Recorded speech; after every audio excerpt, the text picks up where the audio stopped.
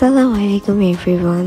আজকে আমি একটা রেসিপি নিয়ে এসেছি আপনাদের মাঝে। সেটা হচ্ছে আমার মোস্ট ফেভারিট কাঁকড়া ভুনা, একদম দেশি স্টাইল কাঁকড়া ভুনা।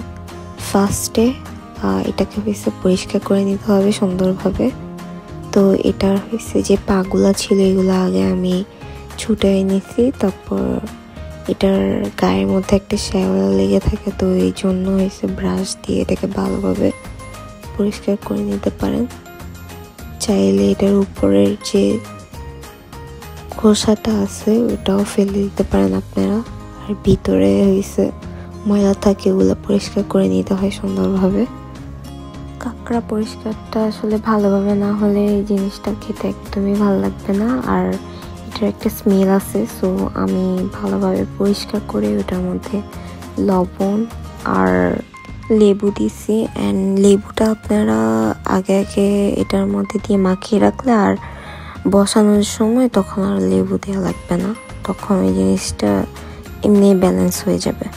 কাঁকড়ার যে স্মেলটা আছে এই জন্য হয়েছে কাঁকড়াটা খাওয়া যায় না, তো লেবুটা দিলে স্মেলটা মানে ব্যালেন্স হবে অ্যান্ড বাজে স্মেলটা চলে যায়।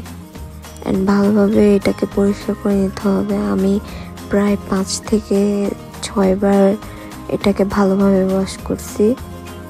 অ্যান্ড এটার যে পাগুলো আছে এই পাগুলো হয়েছে ফাটাই নিতে হবে একটু বাড়ি দিয়ে, তাহলে ভিতরে হয়েছে যে তেল মশলাগুলো ভালোভাবে ঢুকবে, সব কিছু মরিচ টরিচ ভালোভাবে ঢুকবে। অ্যান্ড আমি এটাকে খুবই ঝাল দিয়ে রান্না করছি। অ্যান্ড লেবু আর লবণ দেওয়ার পর প্রায় 5 থেকে 10 মিনিট জিনিসটাকে রাখবেন, তাহলে এটার যে গন্ধরা স্মেলটা। অ্যান্ড আমার কাঁকড়াটা অনেক ভালোভাবে ওয়াশ হয়েছে, যেটা দেখলেই বোঝা যায়। অ্যান্ড সুন্দরভাবে এটাকে ওয়াশ করতে হবে।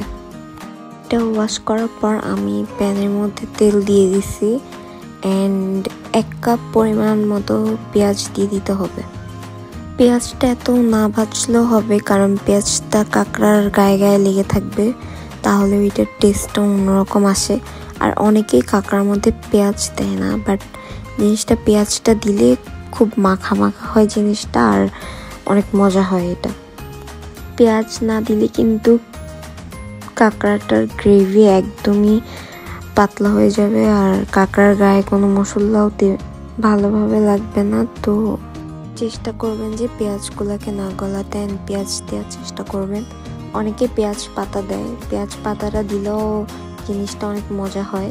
এখানে আমি 3টে এলাচি দিছি, জয়ফল জয়ত্রীও দিছি, তারপর 2-3টার মতো লং দিয়ে দিছি, তারপর স্টার মশলা যেটাকে বলে, তো ওইটা দিছি। ওইটা অপশনাল, এটা আপনারা চাইলেও দিতে পারেন, না চাইলেও দিতে পারেন, বাট ওইটা দেওয়ার কারণে টেস্টটা আর স্মেলটা অন্যরকম আসছে।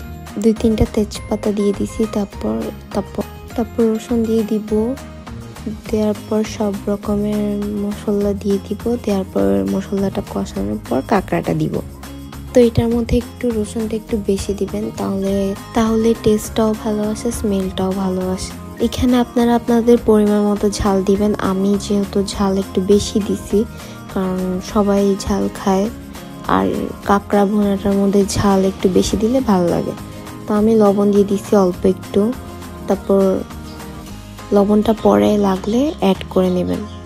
হলুদ দিয়ে দিছি, জিরা গুঁড়ি দিয়ে দিছি, জিরা ধনিয়া গুঁড়ি দিছি, তারপর হলুদ দিয়ে দিছি। আদা বাটা কিন্তু দিতে হবে, তো আদাটা আমি লাস্টে অ্যাড করে দিছি, ওইটা ক্লিপস নিতে ভুলে গেছিলাম। এখানে আমি গোলমরিচ দিয়ে দিছি, যেটা ব্ল্যাক পেপার, ওইটা আমি দিছি। আর গোলমরিচেরও একটা ঝাল আছে, সো এটা আপনার পরিমাণ মতো দিবেন। আমি লাস্টেও অ্যাড করছি, যেহেতু ঝালটা আমি আর একটু ব্যালেন্স করতে চাইছিলাম। ভালোভাবে কষানোর পরে আমি 1 কাপ পানি দিয়ে এটাকে আর একটু ভালোভাবে কষাই নিচ্ছি। আপনার মশলাটা যত বেশি কষবে তত বেশি জিনিসটা খেতে মজা লাগবে। অ্যান্ড এই জিনিসটা মেহমান আসলেও সার্ভ করলে খুবই ইউনিক অ্যান্ড অনেক টেস্টি হয়। মেহমান খাওয়ার পর অবভিয়াসলি খুশি হয়ে যাবে, কারণ এই জিনিসটা আসলে অনেক মজা। তো আমি এখানে সয়া সস দিছি। আপনারা যতটুকু রান্না করতেছেন ততটুকু পরিমাণ মেপে দিবেন। আমি এখানে যেহেতু 1 কেজি রান্না করছি, আমি আমার মতো করে পরিমাণ করে দিছি। অ্যান্ড হোয়াইট ভিনেগারটা দিলে যে গন্ধটা আছে ওই জিনিসটা আর থাকে না।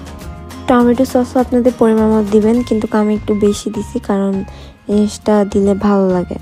3টা গোটা কাঁচামরিচ দিয়ে দিবেন, যেহেতু গোটা কাঁচামরিচ দিলে সব তরকারির ফ্লেভারটা খুবই ভালো আসে। তো এটা দেওয়ার পর আমি আমার কাঁকড়াগুলো আস্তে আস্তে দিয়ে দিছি।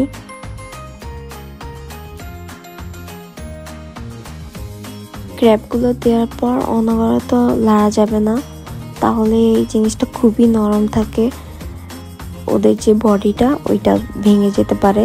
তো বেশি লাড়বেন না, ঢাকনা দিয়ে রাখবেন আগে, তারপরে যখন একটু শক্ত হয়ে আসবে তখন এটাকে উঠিয়ে লাড়া দিবেন। তো আমি আলাদা করে একটা পেস্ট করে নিছি, যেটা ওই পেস্টটা মাস্ট দিতে হবে, তাহলে এটার কালারটা আর এটার টেস্টটা অনেক বেশি মজা হয়।